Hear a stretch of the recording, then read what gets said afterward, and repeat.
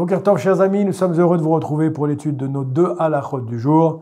Nous sommes à halakha numéro 15 et 16, dans un chapitre qui s'appelle Tikkun Chatzot. Pour ceux qui nous rejoignent, soyez les bienvenus. Tikkun Chatzot, c'est la prière qu'on doit faire au milieu de la nuit. Il y a la prière du soir qui s'appelle Arvit. Il y a ensuite une prière, on va dire, j'ai du mal à dire qu'elle est facultative, parce qu'elle n'est pas si facultative que ça, vous allez voir en étudiant ces halachot-là, mais cela étant, elle n'est pas aussi obligatoire que la prière, les trois prières qui ont été instituées par nos chachamim et par la Torah. Le chapitre 15 nous dit, cette tikkun chatzot, cette prière de chatzot, à quel moment on doit le faire? C'est à halakha 15. Zman chatzot yesh lechashev beofen kazé. Comment on calcule chatzot? Chatzot en hébreu, ça veut dire la moitié. Là, on parle de la moitié de la nuit, mais ça peut être aussi la moitié de la journée. Donc maintenant, revenons à la moitié de la nuit. Kisheyarshov trila shaot sheben anetz lashkia.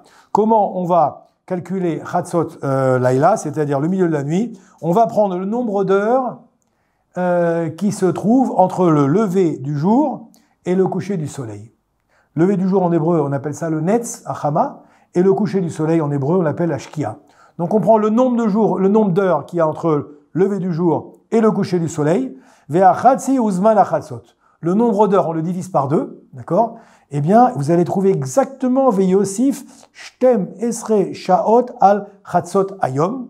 Et donc, on ajoute à cela 12 heures et on obtient exactement l'heure exacte du milieu.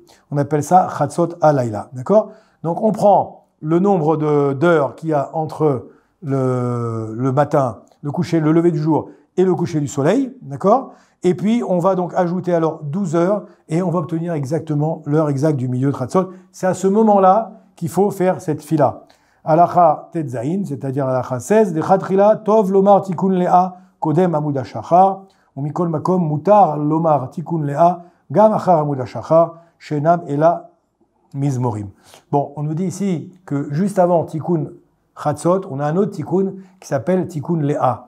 Tikkun lea du nom de la prophétesse, lea du nom de la ima, de imaot lea. Eh bien, on nous dit ici que il y a un autre tikkun avant le tikkun chatzot qui s'appelle tikkun lea, qui n'est fait que de mizmorim.